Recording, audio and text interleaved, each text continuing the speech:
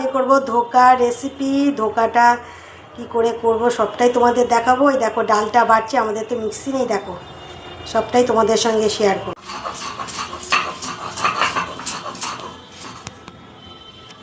দেখতে পাচ্ছ বন্ধুরা, আমার ডালটা বাটা হয়ে গেছে। তো এখানে দেখবে একটুখানি লাল আছে, আর এই জায়গাটা দেখো একটু সবুজ, তার মানে একটু কাঁচা লঙ্কা দিয়েছি আর একটা গোটা শুকনো লঙ্কা দিয়ে বেটেছি, আর সঙ্গে অল্প আদা। দারুণ লাগবে টেস্ট। বন্ধুরা চলে এলাম তোমাদের ছোট্ট একটা রেসিপি নিয়ে। তোমাদের কাছে আজ আটার গুঁড়ো দিয়ে করবো ধোকার রেসিপি। হ্যাঁ, সহজ পদ্ধতি। গরম গরম ভাত এবং গরম রুটি, পরোটা, লুচি সবার সঙ্গে জমে যাবে। তো দেখো প্রথমে দিয়ে দিলাম কালো জিরে ফোড়ন,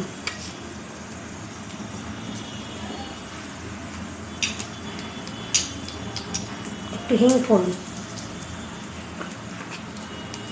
প্রত্যেকটা স্টেপ তোমাদের সঙ্গে আমি শেয়ার করি এবং এটাও আমি চাইবো সবাই দেখো। আদাটা ভালো করে ভেজে নিতে হবে যতক্ষণ না কাঁচা গন্ধটা বেরিয়ে যায়। এবার দেখো ডাল বাটাটা দেবো।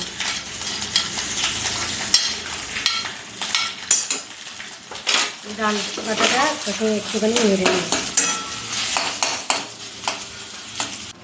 দিয়ে দিলাম একটু লঙ্কার গুঁড়ো, তারপরে দেবো একটু গরম মশলার গুঁড়ো। দেখতেই পাচ্ছ, একটু গরম মশলা গুঁড়োটা একটু বেশি দেবে যাতে গন্ধটা ছাড়ে। দিয়ে দেবো নুন সামান্য পরিমাণে, যার যতটা দরকার ততটা। তারপরে দিয়ে দেবো একটু চিনি। চিনিটা বেশি দেবে না, অল্প। দেখো বন্ধুরা, দিয়ে দইটাকে নামিয়ে তারপরে একটা চমক আছে, সেটা হচ্ছে এই দেখো আটার গুঁড়োটা দিয়ে দেবে। দেখবে কেমন কি সুন্দর বসে যাবে। দেখো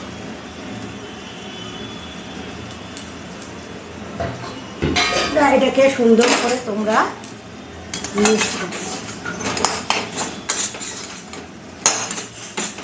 দেখতেই পাচ্ছ বন্ধুরা কি সুন্দর আট হয়ে গেছে। দেখবে ধোকাটা তৈরি করতেও তোমাদের ভালো লাগবে। প্রত্যেকটা রেসিপি তোমাদের দেখাচ্ছি। বন্ধুরা দেখো একটা করে ধোকা ছাড়ছি, বেশি ছাড়লে নষ্ট হয়ে যাবে। একটা একটা করে ছাড়ছি গরম তেলে। বন্ধুরা কিছুটা ভাজা হয়ে এসেছে, প্রত্যেকটা ভাজা এরমভাবে করে তোমাদের দেখাচ্ছি। তো দেখলে বন্ধুরা এই করে প্রত্যেকটা ধোকাই আমার ভাজা হয়ে গেছে। দেখো দেখতেই পাচ্ছ বন্ধুরা। বন্ধুরা চলে এলাম, দেখো প্রথমে জিরে ফোড়ন, শুকনো লঙ্কা ফোড়ন দিয়ে দেবে। তারপরে দিয়ে দেবে একটু হিং, দিয়ে ভালো করে নাড়বে।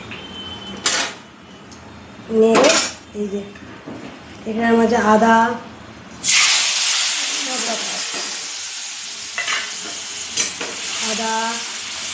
জিরে, গরম মশলা, হলুদ, লঙ্কা, টমেটম সবই আছে। বন্ধুরা অনেকটাই কষে চলে এসেছে, যেমন কালার হয়েছে দেখো বন্ধুরা।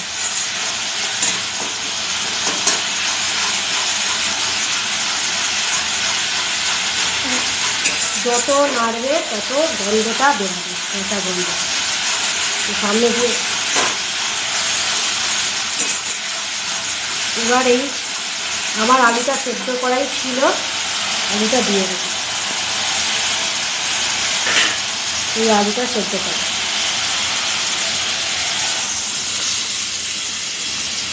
মানে এখন যা গ্যাসের দাম পরিস্থিতি, ওই জন্য আর ভাজলাম না, হকেসে সেদ্ধ করে নিয়েছি।